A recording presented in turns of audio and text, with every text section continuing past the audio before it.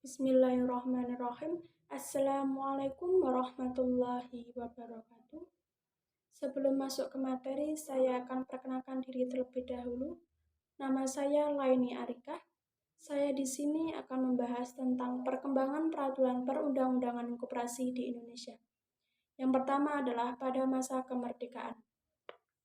Pada awal kemerdekaan, koperasi berfungsi untuk mendistribusikan keperluan masyarakat sehari-hari di bawah jabatan koperasi.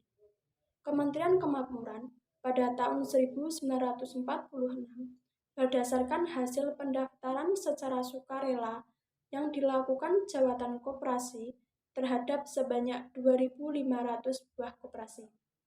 Koperasi pada saat itu dapat berkembang secara pesat. Namun, karena sistem pemerintahan yang berubah-ubah, maka terjadi titik kehancuran koperasi Indonesia menjelang pemberontakan G30S PKI. Partai-partai memanfaatkan koperasi untuk kepentingan partainya. Bahkan ada yang menjadikan koperasi sebagai alat pemerasaan rakyat untuk memperkaya diri sendiri, yang dapat merugikan koperasi, sehingga masyarakat kehilangan kepercayaannya dan takut menjadi anggota koperasi. Pembangunan baru dapat dilaksanakan secara pemerintah berhasil menumpas pemberontakan G30S PKI. Pemerintah bertekad untuk melaksanakan Pancasila dan Undang-Undang Dasar 1945 secara murni dan konsekuen. Namun keadaannya seperti itu, pemerintah pada tahun 1947 berhasil melangsungkan Kongres Koperasi 1 di Tasikmalaya, Jawa Barat. Kongres Koperasi 1 menghasilkan beberapa keputusan penting antara lain. Yang pertama adalah mendirikan Sentral Organisasi Koperasi Rakyat Indonesia. Dan yang kedua adalah menetapkan gotong royong sebagai asas koperasi. Dan yang terakhir adalah menetapkan pada tanggal 12 Juli sebagai Hari Koperasi. Akibat tekanan dari berbagai pihak, misalnya agresi Belanda, keputusan Kongres Koperasi 1 belum dapat dilaksanakan sebagai mestinya. Namun pada tanggal 12 Juli 1953, diadakan Kongres Koperasi 2 di Bandung yang antara lain mengambil keputusan sebagai berikut. Yang pertama adalah membentuk Dewan Koperasi Indonesia sebagai pengganti Sokri. Dan yang kedua adalah menetapkan pendidikan koperasi sebagai salah satu mata pelajaran di sekolah. Dan yang ketiga adalah mengangkat Muhammad Hatta sebagai Bapak Koperasi Indonesia. Dan yang terakhir adalah segera akan dibuat undang-undang koperasi yang baru. Yang selanjutnya adalah perkembangan koperasi pada masa Orde Baru. Pada masa awal pemerintahan Orde Baru, pemerintah saat itu mengamat amanat untuk memperbaiki citra dan peranan koperasi yang dianggap telah dilalaikan oleh orde sebelumnya. Amanat tersebut tertuang dalam ketetapan Majelis Permusyawaratan Rakyat sementara tentang pembaharuan kebijakan landasan ekonomi, keuangan, dan pembangunan. Peranan koperasi dimuat dalam bab 5 pasal 42 dan 43 ketetapan tersebut.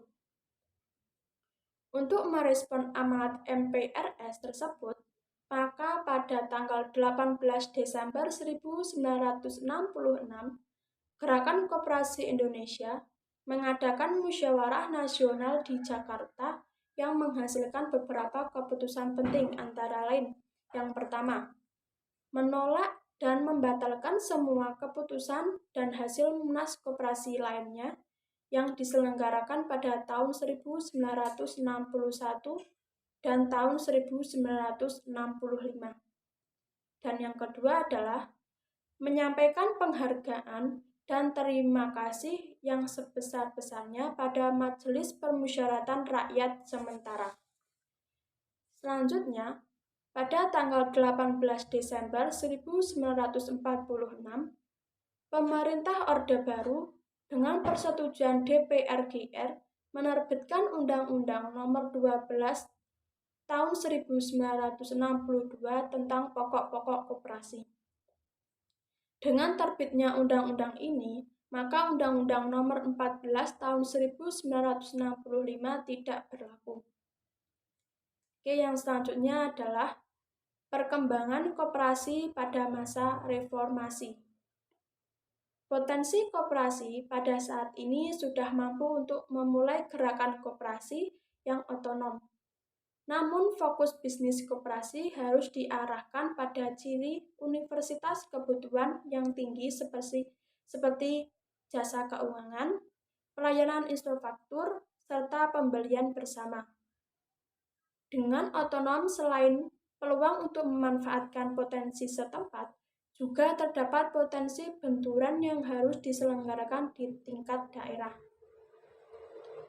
Dalam hal ini, konsolidasi potensi keuangan, pengembangan jaringan informasi, serta pengembangan pusat informasi dan teknologi merupakan kebutuhan pendukung untuk kuatnya kehadiran koperasi. Pemerintah di daerah dapat mendorong pengembangan lembaga penjaminan kredit di daerah. Pemusatan koperasi di bidang jasa keuangan sangat tepat untuk dilakukan pada tingkat kabupaten atau kota agar menjaga arus dana menjadi lebih seimbang dan memperhatikan kepentingan daerah.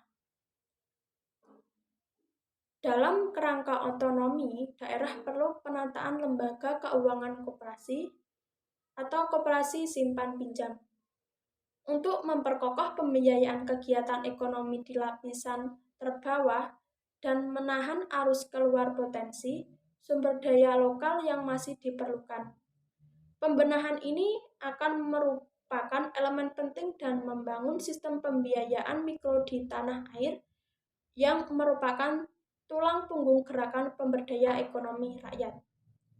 Yang selanjutnya adalah arti lambang koperasi.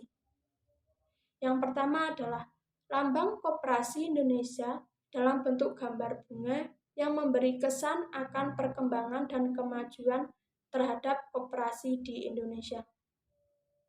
Dan yang kedua adalah lambang koperasi Indonesia dalam bentuk teks koperasi Indonesia memberi kesan dinamis modern, menyikat kemajuan untuk terus berkembang, serta mengikuti kemajuan zaman yang bercermin pada perekonomian yang sangat tinggi.